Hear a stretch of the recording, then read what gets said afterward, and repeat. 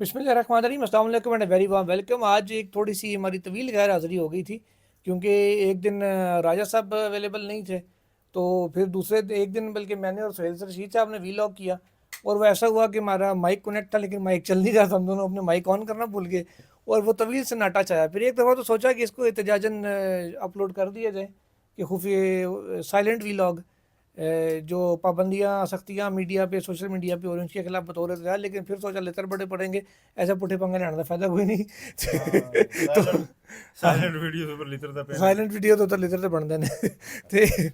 इसलिए फिर आज वो सारे मामला हल करके आज दोबारा हम लोग यार इकट्ठे ये हुए हैं। व्लॉग शुरू करने से पहले जरूर कहा करें कि ये जो इसके नीचे आपको सब्सक्राइबर नजर आएगा ना, उसका वो उसको उंगली करने के बाद टल्ली को बटन जरूर दबाएं जनाब, टल्ली का बटन, ये ताकि है ताकि टल्ली का बटन दबाने से आपको ये पता चलेगा कि यार ये हमने व्लॉग जो है ना वो अपलोड किया है। तो फिर उसके बाद आप उसे सुनेंगे। ये सब्सक्राइब करें, उस जो वो है सब्सक्राइब उस पर उंगली करें, उसके बाद टल्ली का बटन दबाएं। राय हाँ, साहब और भी- आप टल्ली का बटन दबाएंगे तो उसके बाद आपको पता चलेगा कि राया साहब कौन कौन सी बिल्ली के गले में घंटी बांध रहे हैं। तो वैसे ये पिछले ऐसा वीलॉग में भी आपने टल्ली की बात की थी तो काफ़ी लोगों ने कहा था ऐसा वजह दी थी टल्ली, और दोस्तों हाँ जी, अच्छी बात है। अच्छा तो आज बिस्मिल्लाह करते हैं जनाब। सबसे पहले तो जस्टिस मोहसिन अख्तर कियानी जो सीनियर तरीन जज हैं इस्लामाबाद हाई कोर्ट के, और आमिर फारूक साहब के बाद उन्होंने चीफ जस्टिस भी बनना है, तो उनके हवाले से एक रेफरेंस उनके खिलाफ आया है। वैसे तो कंप्लेन होती है जो प्राइवेट आए, लेकिन देसी लैंग्वेज में उसको रेफरेंस ही कहा जाता है, लेकिन रेफरेंस असल में वो होता है सुप्रीम जुडिशल काउंसिल में जज के खिलाफ जो हुकूमत की जानिब से सरकारी तौर पर आई।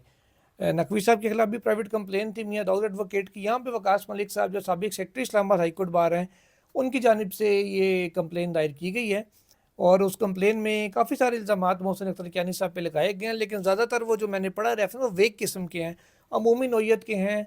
तो कुछ ऐसा स्पेसिफिक टारगेटेड कह लें कि चीज़ नहीं है, लेकिन बहरहाल बाज़ कागज़ के टुकड़े भी मांग लिए जाते हैं, तो अब पता नहीं आगे उसका फेथ क्या होता है। तो सुहेल साहब से बिस्मिल्लाह करते हैं। सुहेल साहब क्या है जी रेफरेंस में, को थोड़ा सा नाज़रीन को बताएं। बेसिक एक दो चीज़ें तो मैंने बता दी हैं, बाकी तफसीली रोशनी थोड़ी सी डालें। बहुत शुक्रिया जी। सबसे पहले तो ये जस्टिस मोहसिन अख्तर कियानी साहब के खिलाफ 1-1.5 साल के अरसे में तीसरा रेफरेंस है। एक सुप्रीम जुडिशल काउंसिल ने फारिग कर दिया था, एक उसके बाद और हमारा जो हुआ था जी कि फ़लाँ फ़लाँ की सोसाइटी है, इनके रिश्तेदारों की हाउसिंग सोसाइटी, उसके बाद आज वाला आया है और आज वाले में तो है कुछ भी नहीं, इस पर हम बाद में जाते हैं। लेकिन मतलब एक आदि सिस्टम है कि मोहसिन अख्तर कियानी साहब के खिलाफ रेफरेंस आते हैं, लेकिन इसके बावजूद वो जनाब मिसिंग पर्सन केस टेकअप करते हैं, वो प्राइम मिनिस्टर को भी बुलाते हैं। ये भी दूसरी साइड के फैक्ट्स हैं। तो वो मतलब ये मैसेज देते हैं कि दरिया को अपनी मौज की तुगयानियों से काम, कश्ती किसी की पार हो या दरमियाँ रहे। वो कहते हैं लगे रहो, ठीक है, हम दरिया का काम में बही जाना तो बही जा रहा है। और उसके बाद उन्होंने फिर ख़त भी लिखा रेफरेंसेस के चलते। अब इसके बाद ये बात की जा रही थी कि इस दौरान शायद 29 अप्रैल से पहले इन जजेस के खिलाफ रेफरेंस दायर होना शुरू हो जाए। और उसमें पहला रेफरेंस जो आया है उसमें वकास मलिक साहब का नाम कई लोगों के लिए हैरानकुन था। मेरे लिए ये सरप्राइजिंग इसलिए नहीं था क्योंकि जिनके लिए हैरानकुन था वो इसलिए कि वो लोग इनको पीटीआई की तवज्जो से जानते हैं कि ये पीटीआई के साथ इनका ताल्लुक़ रहा है। जब ये secretary Islamabad high court bar भी रहे हैं तो पीटीआई के ये बड़े वोकल वकला में जो है ना बड़ी आवाज़ समझे जाते थे। मेरे लिए सरप्राइजिंग इसलिए नहीं था कि जिन दिनों अदम एतमाद टेबल हो रही थी इमरान खान साहब के ख़िलाफ़, तो मैं उन दिनों एक रिपोर्ट बना रहा था टेलीविज़न के लिए। तो उसमें आपको पता होता है कि बैलेंस आपको करना होता है, तो आपको दोनों साइड का वर्जन लेना होता है। तो मैंने दूसरी साइड के वर्जन तो मेरे पास वकला के थे, मैंने कहा एक किसी पीटीआई वाले का ले लेते हैं। तो मैंने तो कॉल की मलिक साहब को और इनके पास F8 में इनके चैम्बर चला गया। मैंने माइक शाइक कैमरा लगाया और मैंने क्वेश्चन किया जी इसके ऊपर क्या कहते हैं। और इन्होंने जनाब दूसरों ने क्या लताड़ा था, इन्होंने इमरान खान का तो छोड़ा कैसे। मैंने कहा जब पूरा हो गया ज़ाहिर, उन्होंने जो कहा मैंने तो वही लगाना था। मैंने कहा चलो पीटीआई वाले किसी और वकील को ले लेंगे। फिर मैंने पूछा मलिक साहब आप तो पीटीआई के, उन्होंने कहा ना जी छठो पीटीआई। तो मैंने कहा यार इधर तो मैं तो मादा ही, उधर मलिक साहब पीछे हट गए। तो फिर मुझे पीटीआई का वकील और अच्छा, करना ये पड़ा। नहीं तो है कोई। इसलिए मेरे जहन में ये था, अच्छा, ये सिंध हाउस में गए बगैर ही पीछे हट गए थे। हाँ ये बस अपने तय अपनी ज़ात में सिंधा उस थे। अच्छा, तो इसलिए मुझे इनका नाम सरप्राइजिंग नहीं लगा कि इस मामले पर ये उठ के सामने आए हैं। रेफरेंस पढ़ा मैंने, रेफरेंस में उन्होंने अलेज किया हुआ है वो सारी चीज़ें जिसका कोई सबूत साथ नहीं लिखा हुआ। इन्होंने कहा जी कि बाकी 5 जज जो है ना वो कोई बच्चे हैं, उनको बरगलाया है मोहसिन कियानी साहब ने और उनसे जनाब इन्होंने सुप्रीम जुडिशल जैसे काउंसिल FIR कराई जाती है वर्गा फिसला के तो अगवा करके ले गया। सुप्रीम जुडिशल काउंसिल को खत लिखवा दिया और इन्होंने वेजिंग वार अगेंस्ट स्टेट कि रियासत के खिलाफ जंग छेड़ दी है, ठीक है, ये लिखा है उसमें उन्होंने। अब और साथ कहा है जी कि ये मिसकंडक्ट हो गया और आर्टिकल 5 का वाला दिया है कि उसके तहत स्टेट के साथ वफादारी बड़ी ज़रूरी है, उसमें ये फेल हो गए हैं। लिहाजा उसमें फेल ये का फॉल आउट किया कि आर्टिकल 6 यानी गद्दारी के इनके खिलाफ कार्रवाई शुरू की जाए, और विदाउट एनी एविडेंस इन्होंने ये चीज़ें लिखी हैं। बीच में इन्होंने जनाब हसास इदारों पर इल्ज़ाम लगाया मलिक साहब ने कि जी वो नाकाम हो गए हैं, ठीक है, एक हसास इदारे पर इल्ज़ाम लगाया जी कि उसने इंटरफेयर नहीं किया जी। इन्होंने लिखा जी कि ISI ने इंटरवीन नहीं किया और मोहसिन कियानी ये करता रहा, और मैं पर्सनली बड़ा मुतासरा हूँ कि मतलब मेरे खिलाफ ऑर्डर्स जारी किए हुए उन्होंने। मतलब एक वकील को रिलीफ न देना कोई खिलाफ तो नहीं होता। बात यह है कि इससे पहले जो रेफरेंस आया था ना मोहसिन कियानी साहब के खिलाफ, उसको फिर हम डिस्कस कर सकते हैं कि जी चलो जी उनके किसी रिश्तेदार की सोसाइटी हाउसिंग सोसाइटी का इल्ज़ाम लगाया गया, तो चलो हम देख लेंगे कन्फ्लिक्ट ऑफ इंटरेस्ट क्या उसको इन्होंने कभी रिलीफ दिया है कोई या कुछ, तो वो एक मुज़ाहिर नकवी टाइप केस बनता है या नहीं बनता, उस पर देखा जा सकता है। आज वाली तो वो ये पास से हमें क्या पता किस जज ने पहले इनिशिएट किया है कि चलो खत लिखते हैं, हमें क्या पता इन 6 का अपना मशवरा भी था या इन्हें हाई कोर्ट से किसी और ने मशवरा दिया कि यार यहाँ कुछ नहीं हो रहा तो ऊपर खत लिखो, या इनको हाई कोर्ट के चीफ जस्टिस ने कहा कि मेरी बात है तो खत लिख दो ऊपर। हमें तो नहीं पता, हम तो क्यास ही कर सकते हैं, ठीक है। तो इन्होंने इस क्यास को फैक्ट बना के तो सुप्रीम जुडिशल काउंसिल में ये शिकायत दर्ज की है। अब सुप्रीम जुडिशल काउंसिल को खत लिखा हुआ है 6 जजेस ने, अगर उनके खाते में कोई वर्डिंग या जो एलिगेशंस हैं या जो बातें उन्होंने पूछी हैं वो अगर मिसकंडक्ट में आती हैं, तो मेरा ख्याल है मलिक वकास साहब की दरख्वास्त की ज़रूरत नहीं है। Supreme judicial council wise enough वो खुद देख लेगी कि ये है या नहीं है। लेकिन काउंसिल के जो सरबराह हैं वो ऑलरेडी ओपन कोर्ट में उसका सो मोटो ले चुके हैं और वो कह चुके हैं कि एक संजीदा मसला है। तो इट मीन्स कि उन्होंने उसमें मिसकंडक्ट तो नहीं देखा, उन्होंने लेटर पूरा सब पूरी कौम के सामने पढ़ के सुनाया है लाइव प्रोसीडिंग में। तो उसके बाद ये आफ्टर थाट है मलिक वकास साहब की, और ईद के दिनों में रेलिवेंट होने का एक चलो खबर नहीं होती तो उन्होंने दे दिया। मुझे इसमें कोई टेंजिबल चीज़ नहीं लगती। अगर इल्ज़ामात बनते हैं ना तो एक इंक्वायरी हो जाए, उसमें साबित हो जाए कि मोहसिन कियानी साहब ने ये किया था, उसके बाद तो ये रेफरेंस रेलिवेंट लगता है। लेकिन उसके बाद काउंसिल ने खुद कार्रवाई कर देनी है। इनका मामला नहीं है। नहीं मैं बात साहब एक चीज जुल्कनार सोहेल साहब जिस बंदे ने रेफरेंस दायर किया यहाँ पर अभी आया था, मैंने उससे पूछा, आपके सामने पूछा कि यार ये बताएं कि ये चीफ जस्टिस काजी फाइज ईसा के खिलाफ रेफरेंस किसने दायर करवाया था। उसने कहा नहीं हो। मैंने कहा जिन्होंने वो रेफरेंस दायर करवाया था ना, ये भी रेफरेंस उन्होंने नहीं मैं तो आप, उसने कहा जी मैंने तो अपनी तरफ से रेफरेंस दिया। मैंने नहीं यार ये वही बंदे हैं इसके पीछे, इस मुल्क का अलमिया है। बात यह है कि राय साहब को रोज़ा लगा था, ऊपर से वो जो हम बात कर रहे थे कि रेफरेंस क्यों हुआ कैसे हुआ, तो रेफरेंस दायर करने वाले साहब खुद यहाँ पे सारा गुस्सा उन पे गड़ा उल्टा दिया उनके ऊपर में चुप हुए। राय साहब तो चुप भी नहीं किया, ज्यादा रोज़ा लगा हुआ छुट्टी नहीं मिली। राय साहब ने उनको बस जाली मंसूर लाजल मारूफ बाबूजी नहीं कह दिया, बकाया कसर को नहीं छड़ी। पता क्या, मैंने उससे पूछा यार ये किसने रेफरेंस दायर करवाया, जो मैं बताया कि यार, उसने कहा नहीं जी वो तो उसे काजी फाइज साहब के खिलाफ जो रेफरेंस दायर है वो उसे माना कि उन्होंने दायर करवाया। मैंने कहा जो उन्होंने दायर करवाया तो यहाँ भी उन्होंने दायर करवाया। नहीं मैंने अपनी तरफ से, मैं कहा यार हर बंदा कहता है कि अपनी तरफ, मतीउल्लाह साहब कह के नहीं आप इनकी बातें सुने, मेरी बातें सुने जी, अरे वो उनको लेके अपने इंटरव्यू के लिए। यहाँ पर इस मुल्क का अलमिया है। जिस तरह सोहेल साहब ने बड़ी तफसील के साथ बात की, जो पहला रेफरेंस था जिसमें जायदादों के हवाले से बात की, ये वहाँ के उन्होंने फलां बंदे को रिश्तेदारों ने जायदादें, लेकिन वहाँ भी ये साबित करना पड़ेगा कि क्या मोहसिन कियानी ने अपने रिश्तेदारों को कोई फ़ायदा पहुँचाया है उन जायदादों में के लेने में, ये साबित करना पड़ेगा ना जो रेफरेंस दायर होता है। इस मुल्क का ये अलमिया है कि जो काम करने वाला होता है ना, उसके ख़िलाफ़ चीज़ें बहुत सारी वो बोगस जाली चीज़ें निकाल के ले आते हैं। जिस तरह अभी ये 6 जजेस ने, अच्छा ये चुप वो अपने उसके हिंदुओं में क्या कहते चुप चवीते कम करते रहने, तो फिर इन्होंने जनाब कोई ठीक है उन्होंने हुक्म मानते रहने थे, कोई रेफरेंस नहीं सा, कोई कुछ भी नहीं सा, ठीक है जी, बड़े ऑनरेबल जजेस हैं जनाब। जिस वक्त इन्होंने कौम को बताया कि हमारे साथ ये हो रहा है, तो फिर ये तो इनसे तो घटिया तरीन जज तो फिर कोई नहीं हुआ ना उनकी नज़र में। ये बड़ा अलमिया है। अच्छा बहरहाल ये इसी से रिलेटेड सिलसिला एक और चीज़ भी है। राय साहब आप जो कह रहे हैं ना, एक मिनट, कि जी जो करवाते हैं उन्होंने करवाया है, रेफरेंस में इन्होंने उन पर इल्ज़ाम लगाया हुआ है कि वो नाकाम हो गए, कि वो नाकाम हुए हैं। क्या वो इंटरफेयर करते हैं उनमें? नहीं नाकाम हो गए, इंटरफेरेंस में नाकाम हो गए। नहीं उन्होंने करना चाहिए था, उन्होंने इन्होंने इल्ज़ाम लगाया हुआ है। ठीक अब है। ये फिर आप दोनों ही पार्टी है कि बंदे पे इल्ज़ाम लगाई जा रही है, तो वो बेचारा किधर जाए बुनियाद उनको पार्टी बनाए।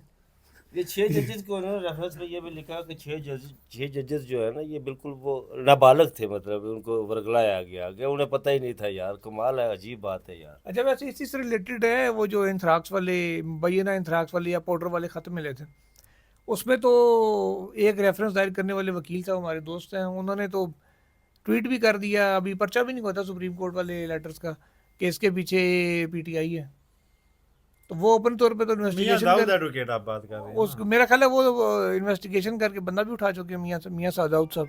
मियाँ बाकी तो दाऊद किसी को उनका एडवोकेट नहीं पता। साहब जो है ना, उनकी हमने मज़ार नकवाली केस में उनको रिस्पेक्ट की निगाह से देखा, लेकिन उनकी ट्वीट्स की अगर आप बात करें तो उसकी ट्वीट्स में जो है ना कुछ नाशाइस्ता, गैर महज़ब अल्फाज जो है ना ख़वातीन से मुतल्लिक़ आजकल बड़े नुमायाँ हो रहे हैं, इसलिए मैं उन पर एहतजाजन कमेंट ही नहीं करता। ओके, गुड है। अच्छा, इसके साथ एक दूसरी खबर की तरफ नाज़रीन चलते हैं। दूसरी खबर ये है कि इस्लामाबाद हाई कोर्ट में पीटीआई की जानिब से पटिशन दायर की गई थी। आमिर फ़ारूक साहब और मियाँ गुल हसन और नज़ीब साहब ने उसकी समाअत की। पटिशन ये थी कि क्योंकि केपीके में सेनेट का इलेक्शन नहीं हुआ, इसलिए केपीके के इलेक्शन ना होने की वजह से उनकी नुमाइंदगी नहीं है इस वक्त सेनेट में, लिहाजा जो चेयरमैन और डिप्टी चेयरमैन सेनेट का इलेक्शन है वो रोका जाए। इस वाले से जब पहले ऑर्डर रिजर्व हुआ था हियरिंग के बाद, इतराज़ात थे 5 सेनेटर्स की दरख्वास्त पे, वो इतराज़ात इस्लामाबाद हाई कोर्ट ने दूर कर दिए हैं। और आमिर फ़ारूक साहब और मियाँ गुल हसन और नज़ीब साहब ने अब इलेक्शन कमीशन ऑफ पाकिस्तान को नोटिस जारी करके जवाब भी मांग लिया है। और दलाइल ये दिए गए शुएब शाहीन साहब की जानिब से इसमें कि पहले वज़ीर आज़म और जो वज़राए आला के इंतखाबात हैं वो भी, और स्पीकर डिप्टी स्पीकर के भी बगैर मखसूस नशिस्तों के करवाए गए थे, और अब सेनेट के इलेक्शन भी बगैर मखसूस नशिस्तों के हुए और अब ये मामला जा रहा है चेयरमैन डिप्टी चेयरमैन का भी अनरिप्रेजेंटेड। अब केपीके को कैसे छोड़ सकते हैं कि उनका बीच में वोट शामिल ही ना हो। तो सुहेल साहब इसको कैसे देखते हैं कि ये मेंटेनेबल एक तरह से उसको करार दे दिया उन्होंने, इब्तदाई हियरिंग के लिए चाहे एटलीस्ट नोटिस जारी कर दी हैं। हाँ, मेंटेनेबल तो होगी, लेकिन नोटिस में आप देखें कितनी डेट पड़ती है, क्या होता है, और उस दौरान अगर सेनेट के इलेक्शन निमट जाते हैं और सारा मामला आगे निकल जाता है तो एक रिकॉर्ड रहा है इस्लामाबाद हाई कोर्ट में कि दरखास्तें गैर मौसर करके निपटाई बहुत ज़्यादा जाती हैं। तो मुझे ख़दशा है कि गैर मौसर होने तक इस दरख्वास्त को नोटिस होने के बाद ना अच्छा, वो रखा जाएगा। और आजकल जो है ना, ख़त के बाद इस्लामाबाद हाई कोर्ट में वैसे भी थोड़ी बहादुरी आई हुई है, तो मेंटेनेबल तो कर ही सकते हैं यार, चीफ जस्टिस आगे भी। डिसमिस करें आप ठीक जो है। मर्जी करें। और जब किसी कैप्टन की टीम के सारे प्लेयर बढ़ चढ़ के छक्के मारो तो थोड़ी देर के लिए कैप्टन भी ब्रेव हो जाता है कि देखी जाएगी यार, कम अज़ कम टीम अच्छा खेल रही है तो इसकी ओनरशिप ही ले लो। ठीक है, तो अब वो थोड़ा सा उस पोजीशन में आए हुए हैं। इशू एक और है बड़ा अहम, ईद की आमद है, और राज साहब से पूछें कि लाहौर से बहुत ज़्यादा खबरें निकल रही हैं कि नवाज शरीफ ने कोई फ़ैसला किया है बड़ा, और ईद मैं के वो आने बाद, लगा था, मैं उस तरफ आने लगा था आपकी ट्वीट की तरफ ही। चले, अब आपने डिस्कस कर दिया तो उसको भी हाँ, साथ ही रख ईद लेंगे। के बाद राय साहब, ईद के बाद क्या कार्ड खेल सकते हैं नवाज शरीफ? अरे वो अपनी हुकूमत के खिलाफ तो कोई कार्ड नहीं खेल सकते जी, कि मरकज़ में उनकी हुकूमत है, पंजाब में उनकी हुकूमत है। मुझे लग रहा है ये कि मैंने वैसे मरकज में उनकी है वैसे। नहीं, मरकज़ में यार ज़रा बाज़ाहिर तो पुतला तो उन्हीं का बैठा हुआ है ना, शहबाज शरीफ। वो तो शीन वो लीग की इतना नहीं है, बेबस है यार शीन कि लीग की हुकूमत छीन नहीं है। लेगी ना। मैं हाँ, तो सोहेल साहब, नून मैं की तो नहीं है ना, मियाँ साहब की तो आपके नून लीग है। सोहेल साहब के ट्वीट के बाद जब इन्होंने सोहेल साहब ने ट्वीट किया तो मैंने अप्रोच किया उन साहिबान को जो मरियम के बहुत करीब होते हैं, लेकिन मेरी उनसे बात नहीं हो सकी कि मैं उनसे कोई इस हवाले से क्लैरिफिकेशन लूँ कि क्या होने जा रहा है। लेकिन कुछ जो उड़ती उड़ती खबरें, जिस तरह सोहेल साहब ने ट्वीट किया, कुछ आगे पीछे से, मेरे ख्याल में मियाँ साहब इस मामले पर, यार ये जो हुकूमत ली है ना इन्होंने नॉन लीग वाला, अब देखें पिछले राणा चले सनाउल्लाह सब एक साहब, मिनट, मियाँ एक मिनट इधर ही जावेद ब्रेक लतीफ़। लगाएं, एक मिनट ये ब्रेक लगाएं। पहले सुहेल साहब से पूछ रहे थे उनकी ट्वीट क्या थी। हाँ, मैंने तो ट्वीट ये किया एग्जैक्टली जो लाफ्स आगे पीछे हो सकते हैं, कि शनीद ये है कि मियाँ साहब ईद के बाद कोई बड़ा सियासी कार्ड खेलने जा रहे हैं। तो वफाक में उनके भाई की और पंजाब में उनकी बेटी की हुकूमत है, ठीक है, केपी और सिंध की गवर्नमेंट से वो फिर गिरा नहीं सकते। तो ऐसे में वफाक और पंजाब में अपने बेटी और भाई की हुकूमत होते हुए तहरीक तो वो कोई नहीं चलाने वाले। पीछे कार्ड क्या रह गया है? एतराफ़ शिकस्त कि 8 फरवरी को हम इलेक्शन आ रहे, मैंडेट की वापसी कि जी जिसका मैंडेट है उसको देंगे हुकूमत बना सके, और भरमला एक प्रेस टॉक वगैरह में कहना जी कि हम इसको नहीं, मजबूरन ये गवर्नमेंट तो हमने कबूल की हुई है निज़ाम चलाने के लिए, लेकिन ये गवर्नमेंट हमारी बनती नहीं है, मैं इसको एतराफ़ करने वाला पहला लीडर बनता हूँ कि जी बाद में नहीं कहता, मैं अब कहता हूँ कि ये गलत हुआ है जो हुआ है। और ये मेरी ख्वाहिश नहीं थी, इसलिए मैंने कभी इसको इंडोर्स नहीं किया, मेरी कोई स्टेटमेंट ऐसी मौजूद नहीं है। तो लेट्स मूव फॉरवर्ड, इसलिए कि आगे चलते हैं और देखते हैं कि मुल्क को कैसे आगे लेके जा सकते हैं, और मैं सबसे डायलॉग करने को तैयार हूँ। अच्छा, ये बात क्यों है? एक तो मियाँ साहब के करीबी जावेद लतीफ़, राना सनाउल्लाह बस ही नहीं कर रही यार, सेनेटर अफनान, ये सारे लोग कह रहे हैं जी कि हम नहीं इलेक्शन जीते थे, हम नहीं इलेक्शन जीते थे, हमें जितवाया गया। अब ये सुहेल साहब का जोशी किताब था, अच्छा शहबाज शरीफ की तरह अच्छा। माइक शेक फेंकते रहते हैं। तो मियाँ साहब के करीबी लोग राना सना, सेनेटर अफनान और जावेद लतीफ़, ये सारे बार बार कहना शुरू हो गए हैं जी कि इलेक्शन हम नहीं जीते थे जी, इलेक्शन में चेंज किए गए। इट मीन्स ये स्मेल कर रहे हैं कि कुछ ऐसा होने जा रहा है कि इमरान खान के साथ शायद डील हो, और उसके नतीजे में हमारी कुछ सीटें मजीद चली जाएँ, मियाँ साहब वगैरह की सीट दी जाए और कहा जाए कि हाँ जी देखें इलेक्शन में तो आंधी तो हुई थी, और फ्यूचर के लिए एक माहौल निकाला जाए कि आइंदा के लिए इलेक्शन रिफॉर्म्स किए जाएँ, और इस नारे के साथ सारी जमातों को एक साथ बिठाया जाए। अब मियाँ साहब कहते हैं कि उस दिन से पहले मैं खुद क्यों ना आगे बढ़ के तो कुछ ऐसा करूं कि मैं इनका सारा प्लान चौपट करूं। दूसरा, मियाँ साहब के करीबी लोग उन्हें मशवरा दे रहे हैं कि जनाब मियाँ साहब, आप जो सियासत कर रहे हैं ये नहीं चलने वाली, आप सिर्फ हाथ पे हाथ धर के बैठे हुए देख रहे हैं अभी इमरान खान जेल में बैठ के कितना बड़ा कद उसका हो रहा है, और आप वेट कर रहे हैं कि वो किस दिन जेल से निकलता है और उसके बड़े बड़े इस्तकबाल होते हैं, जलसे होते हैं, इंटरव्यूज़ होते हैं नेशनल इंटरनेशनल मीडिया में, तो आपकी सियासत का वो क्रियाक्रम कर देगा। आप ऐसा करें कि आप उससे पहले उठें, लीड लें, एक किसी और रोल में सामने आ जाएं, कहें जी कि मैं मुल्क को जो है ना इस सारी सिचुएशन से निकालता हूं, और जिन बातों पे आगे उसने तहरीक चलानी है वो खुद पहले करना शुरू कर दें ताकि पंक्चर हो जाए। आप कहें जी मैं तो उसका बेनिफिशियरी नहीं हूँ, मैं तो बनना होता था, मैं वज़ीर-ए-आज़म ना बन जाता, सीट तो मैंने भी जीती हुई थी। मैं दिल से मानता ही नहीं कि जो 8 फरवरी को ठीक हुआ है, मैंने सारी ज़िंदगी वोट को इज़्ज़त दे की बात की है, तो जब पहले वो ये बात करना शुरू हो यानी कि जाएंगे वो सामने 8 और फरवरी की वो मजम्मत करेंगे। मियाँ साहब खुद अगर ट्रूथ एंड रिकन्सिलिएशन की बात करना शुरू कर देंगे दोबारा, या कोई ना कोई ऐसा लेके, और वो कहेंगे जी कि 2018 वाला जिसने नहीं मानना ना माने, मैं मान रहा हूँ 2024 वाला कम अज़ कम मेरे लिए नहीं हुआ ना मैंने उसका बेनिफिशरी हूँ। तो इस तरह की चीज़ें वो कह सकते हैं एक नई सिचुएशन में, उससे वो रेलिवेंट भी हो जाएंगे, वो मीडिया की जीनत भी बन जाएंगे, वो जो अपोजिशन ने आगे बातें करनी थी वो पहले करना शुरू कर देंगे, तो सबसे ज़्यादा इरेलीवेंट हो जाएंगे शहबाज शरीफ। ठीक है, एक निज़ाम चलाओ हुकूमत, और फिर ऐन मुमकिन है कुछ अरसे बाद शहबाज शरीफ साहब इस गवर्नमेंट से अलग हो जाएं, और ये अमलन जो मैं इलेक्शन से पहले कह रहा था कि आज़ाद कश्मीर और गिलगित जैसी हुकूमत बनेगी इस इलेक्शन के बाद पाकिस्तान में भी, तो वैसी हुकूमत बन जाएगी कि जिसकी ओनरशिप का नहीं पता होगा। यानी कि वो मोहसिन नकवी साहब जुल्फ़िकार वज़ीर-ए-आज़म बन साहब, जाएंगे। ये जिस तरह सुहेल साहब ने बात की ना, लीडर वो होता है जो नामुमकिनात में से मुमकिनात का रास्ता निकालता है। जिस दिन मियाँ नवाज शरीफ जो बड़े उन्हें इंतखाबात आने से पहले मंसूर हलाज और पता नहीं अब्राहम लिंकन और मंडेला बनाकर पेश किया जा रहा था, यहाँ जब आए तो उन्होंने तकरीर कब की, 10 फरवरी को तकरीर की थी या 11 फरवरी को, वो 60 सीटें जीत कर उस वो डकैती की सीटें उस पर खड़े होकर जनाब ने तकरीर कर दी, वो भी औलाद की मोहब्बत में। मियाँ उस साहब, वक्त जब उनकी 60 थी और पीटीआई की 80 हाँ, प्लस थी, 85 थी। मियाँ साहब अब K2 पर चले जाए ना, हिमालय पर चले जाए, कहें जी कि मैं बहुत बड़ा, उस दिन अगर मियाँ साहब तकरीर करते ना कि ये इतराफ़ शिकस्त करते, ये उन्होंने वो कहते कि ये ढका मारा गया, पीटीआई इंतखाबात क्लीन स्वीप किया, उसने जीता है, मैं शिकस्त कबूल करता हूँ, तो मियाँ साहब का कद हिमालय से भी बड़ा होता और वो लीडर होते। लेकिन मियाँ साहब ने साबित किया कि मियाँ साहब लीडर नहीं है। तुसी क्यों मियाँ साहब तो मियाँ सीपैक साहब, बनाना चाह रहे हो? नहीं नहीं, मियाँ साहब ने साबित किया, मियाँ साहब ने साबित किया कि वो लीडर नहीं है, वो कोता कामत इंसान है, सियासतदान भी नहीं है, वो ग्वाल मंडी कौन सा कामत? कोता कामत ही ये क्या होता है जी? बस वो काफ के बाद हाँ, ग्वाल मंडी नहीं करना चाहता कि आप नहीं, अगर अगर अगर खुदा न खास्ता इस तरह का लफ्ज़ कहा होता तो मैं उसकी मजम्मत करने के लिए मैं कोता, अच्छा मियाँ साहब, वीडियो से देख लीजिए, नरम सा तो है। हाँ, मियाँ साहब कोता अंदेश भी है, दूर अंदेश नहीं है, लीडर हमेशा दूर देखता है। जिस तरह वो कहते हैं ना, अब देखिए फहद हसैन जो रहे शहबाज शरीफ की कैबिनेट में मशीर रहे, उन जैसे बंदों ने कहना शुरू किया कि इमरान खान जेल में बैठकर उसका कद हर रोज बड़ा हो रहा है।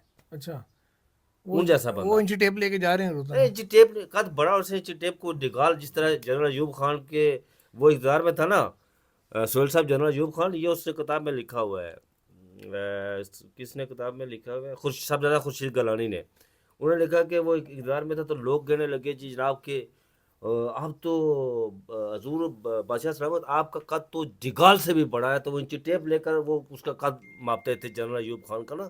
ये खुशामदी लोग ऐसा करते हैं, आप जो ऐसा खुल नहीं के है। गुफ्तगू कर रहे हैं, अगर कोई दूसरी साइड पे किसी टीवी चैनल में कोई सलीम बुखारी साहब जैसा साफी बैठा हुआ तो आपको उड़ा के रख देगा। बहरहाल जी मैं ये आपको बात नहीं दे रहा। अच्छा, अभी ये आज के लिए इस वीलॉग को यहीं वाइंड अप करते हैं, और ईद के लिए हम कुछ एक दो वीलॉग आपके लिए रिकॉर्ड करके छोड़ेंगे, हाँ। क्योंकि राय साहब ने भी कल गालिबन रवाना हो हाँ जाना, जी, आपने भी, बिल्कुल, सुहेल साहब भी, ये दोनों कश्मीर जाएंगे अपने अपने घरों में ईद के लिए। मैं तो खैर लोकल बंदा हूँ, आपको पता है इस्लामाबाद बॉर्न हूँ, तो मैंने तो इधर ही होना है।